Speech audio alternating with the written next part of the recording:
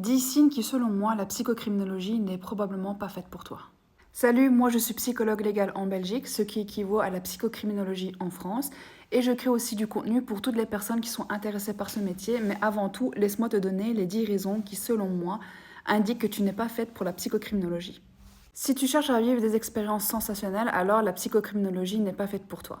Dans la réalité, on est assez loin des séries américaines Netflix qui, eux, mettent en avant beaucoup plus le métier de profiler, chose qui n'existe pas chez nous.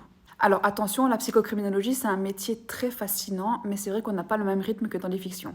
Si l'empathie envers les auteurs, ou au contraire, si tu pourrais ressentir de l'hyper-empathie, voire de la compassion envers les victimes, alors ce métier n'est pas fait pour toi non plus. Ce métier demande une certaine neutralité professionnelle et donc clairement vous n'êtes pas là pour les juger. Si tu penses ne pas pouvoir respecter le secret, et là je veux parler du secret professionnel, alors la psychocriminologie n'est pas faite pour toi. Je rappelle que le secret professionnel, c'est l'un des fondements de la psychocriminologie, mais aussi un droit des patients, des clients, ça dépend comment tu veux les appeler. Et enfreindre le secret professionnel implique tant des sanctions disciplinaires, mais aussi pénales. Si tu as du mal à mettre de la distance émotionnelle avec les histoires qui te sont exposées au cabinet, alors la psychocriminologie, c'est pas fait pour toi. Il est important que tu te rendes compte que tu vas être confronté à des personnes, mais aussi à leur parcours, le plus souvent délictueux, mais aussi à leur souffrance humaine. Et là, j'entends les adultes, les personnes âgées et les enfants. Alors la distance émotionnelle, ça va être un point central de ton métier.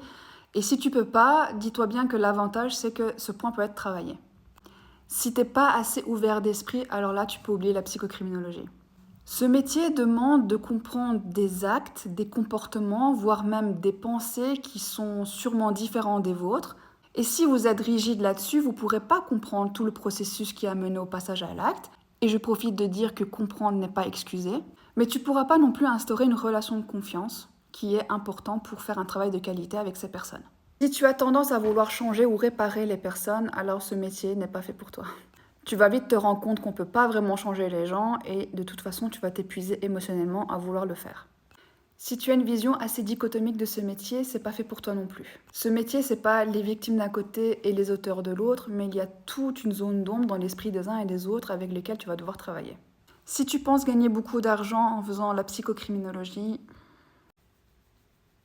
si tu es du genre à te dire que tu n'aimes pas les procédures, alors c'est pas fait pour toi non plus. Et enfin, si tu recherches la validation ou la reconnaissance, tu vas très vite te rendre compte que le métier de psychocriminologue fait partie d'un monde où ton travail pourrait être rejeté, ignoré, voire même remis en question, et tout ça, c'est pas personnel.